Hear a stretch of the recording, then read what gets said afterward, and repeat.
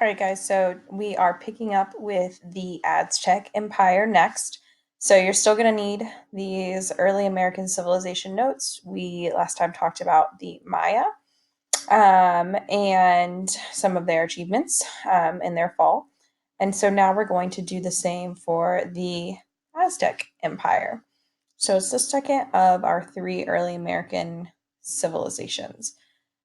So let me pull up the PowerPoint here. All right, so the Aztec Empire, again, we're looking at the height of the Aztec Empire when we're looking at some of these dates. So let's talk a little bit about the background of the Aztec Empire because it's a little bit spotty, and we're going to talk about, or it's a little bit confusing, and we're going to say a lot of city-states with the names beginning with T. So I know it's going to get a little bit confusing. You may need to watch these notes a few times to kind of get the grasp. But the first city-state is Teotihuacan. So this one that is listed right here. Teotihuacan, first off, the Aztec Empire is where modern-day Mexico City is located. And so in the Mexico Valley, this is would have been the leading city-state. So Teotihuacan was a large urban and trading center, we know. We're not really sure about the mysterious decline of Teotihuacan, so very similar to the Maya. But when Teotihuacan declined, so later on, we'll see that it influences several early American civilizations afterwards because they were going to refer to Teotihuacan, which is like pretty much this abandoned city state, as the city of the gods. So they believe that this is where the gods reside, where they live. The next to rule this specific area in the Mexico Valley are going to be the Toltecs. And the Toltecs and a lot of these other surrounding city states are very warlike people. And so after the Toltecs fall, finally we get the Mexica, or what we call the Aztecs. So they also at the time went by the Mexica, which is why we have Mexico City, right? So you can see the influence there. So again, it's located in modern day Mexico City. And so the Aztecs settle into this valley um, later on after the fall of Teotihuacan and the Toltecs, or the major like leading city states or leading city states of the Toltecs. And so the story goes that basically these wandering Aztecs were looking for a place to settle, and they had been prophesied, or it had been prophesied that they would settle in an area where there was an eagle perched on a cactus eating a snake. And lucky enough for them, these wandering Aztecs found such a place on Lake Texcoco. So this is where they saw this good omen.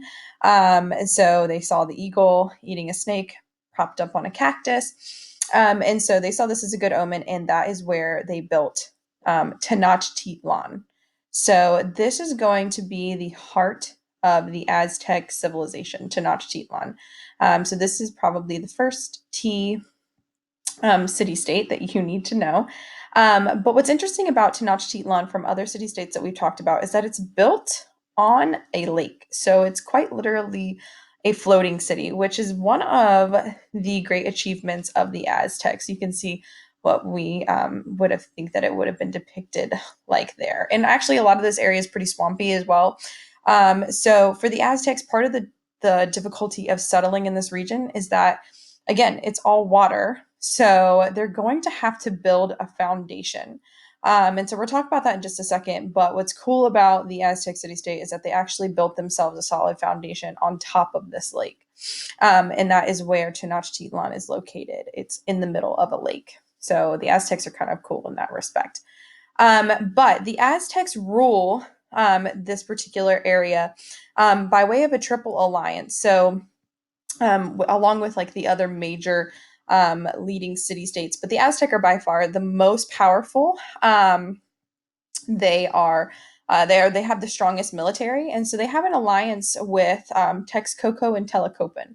And basically, these other city states are expected to pay a tribute to the Aztecs by way of tax, or a sort of tax, if you will. So this would have been paid in like maize or corn or cacao beans. um, or gold. And so, whenever the tribute was not paid to the Aztecs, they would brutally attack any of the other surrounding city states. So, a part of the Aztecs' downfall later on that we're going to discuss is the fact that they rule by way of cruelty. They are very warlike people, again. In order to be the leading city state in this area, you kind of had to be. But because they responded with such brutality and violence a lot of times to the surrounding city states, this is what's going to eventually be one of the things that leads to their downfall. So we know that the nobles in this particular society control society. And again, um, we're going to see the theocratic government, dynasties, etc. But again, what I was talking about earlier was that these cities around the Aztecs are very much planned cities.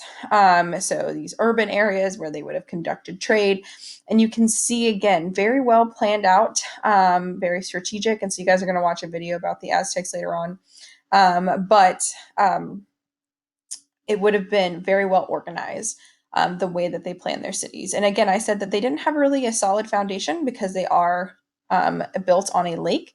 But these planned cities, again, would have used chinampas. And these are floating gardens because, again, they're building on a lake. So, this right here, with these two men are building, this is a chinampa. So, basically, it's just several layers of sticks and mud to the point where it floats. They've created a solid foundation here where it floats, and that is a floating garden. Where they're able to plant several crops over the course of their year. So one of the, again, successes or the achievements of the Aztecs is that they're able to use these chinampas in order to be agriculturally successful because they're able to rotate several crops throughout the use of these chinampas. Just like the Maya, the Aztec are going to also practice human sacrifice. And if you know anything about the Aztecs, you probably know about the Aztecs from a European perspective. So the Spanish are going to overthrow the Aztecs when they discover the Aztecs or when they get to the Americas. And so one of the things that really surprised the Spanish the most, because they were Christians, was that they didn't practice human sacrifice, but the Aztecs do. So they saw this as really barbaric practice. And so this was something that they would have seen on a daily basis. So the emperor would have sacrificed his own blood daily. Again, prisoners of war would have been sacrificed. Conquered people would have been sacrificed as well. And on the occasion that they were performing a sacrifice to a god, and they would have maybe chosen somebody from the Aztecs, that would have been considered a great honor. Not that people probably would have looked forward to this, but oftentimes these blood sacrifices were used to honor the gods or pay tribute to them. So occasionally would have seen like somebody picked out of the crowd for this or specifically chosen, but a lot of times it's prisoners of war. So the two gods that we have are Quetzalcoatl. That is their main god. That's their feather serpent god, who they borrowed from the Toltecs. And then they have a sun god that required human sacrifice. So again, this is why they would have practiced human sacrifice on a daily basis. But they are polytheistic, so they believe in more than one god. So these are two of the main gods, not all of them. But here you can see Quetzalcoatl being probably the most popular or the main god that you're going to see associated with the Aztecs. A combination of a Quetzal bird, so that's the Quetzal part, so a bird that's native to that region, and the snake. And so here's a combination of the two. So this is Quetzalcoatl. He's a feathered serpent god. So as far as the Aztec decline, again, I said they were a very warlike people and they were cruel to the surrounding city states around them. And that's not necessarily what's going to be the one thing that brings the Aztecs down, but it's going to be one of the things that definitely contributes to it. So the last rumor you've probably heard of is Montezuma, one of several Montezumas. And so he is the last ruler of the Aztecs. And when the Spanish got there to the Americas and to the Aztec civilization, it's very unclear. Historians kind of take different perspectives here about what the Aztecs thought of the Spanish. Obviously, they've never come in contact with people dressed like this before, look like this. Obviously, they are very ethnically different as well. They speak different languages. But a lot of historians think that the Aztecs thought the Spanish were gods, just kind of based on the way that they were dressed. And so the Aztecs end up hosting the Spanish, or quote unquote, hosting the Spanish conquistadors. So these Spanish military men.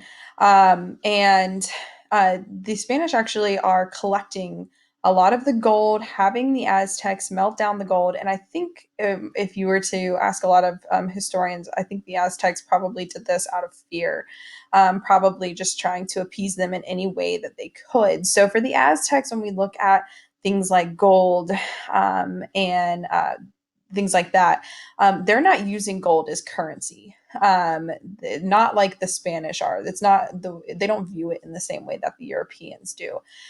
So they were simply trying to appease them, kind of give them as much as possible in hopes that the Spanish would go away. However, the Spanish are colonizing in the Americas. And so, on their way in, essentially, the Spanish make several alliances with a lot of these neighboring city states. And remember, the Aztecs are really cruel to a lot of their neighboring city states. So, um, when the rebellion breaks out against the Aztecs, led by the Spanish, really, there's a couple of things that contribute to the Aztecs' downfall. Number one is that their weapons, a lot of them are made of obsidian, so it's a glass. So, really, no match for Spanish military technology at the time. It's not going to be very successful in piercing armor, where probably would have pierced your skin or could pierce your skin. Obsidian glass is not going to pierce Spanish or European armor. Also, again, with the help of these neighboring city states, they're going to be vastly outnumbered, attacked from several different sides. And then also, um, the disease that the Spanish were bringing over. So these two groups have never come in contact with each other before. So one of the downfalls for a lot of these early American civilizations is going to be the disease that the Europeans bring with them. And so we're going to talk more about that in a few days, but that's probably one of the biggest contributing factors, is that the Aztecs had not been exposed to that before. So they were unable to fight off a lot of the diseases that the Spanish brought with them, that the Spanish by this time would have been immune to for the most part. But the Aztec, again, were not. So in 1502, the Aztec Empire finally declines. So this is Teotihuacan. So this is that first city-state that I mentioned. This is the city of the gods. This is where they would have believed that the gods lived. Okay, so when we pick up next time, we're going to talk about the Inca. So when we talked about the Maya and the Aztecs, we were looking at Central America. So they are part of North America or Central America. When we get to the Inca here, which we're not going to start yet, that's going to be your next set of notes, but the Inca are in South America. So it is important that you know the difference. Maya and Aztec, Central America, Inca, South America, but still considered an early American civilization. So it's going to be the last of the three that we discuss.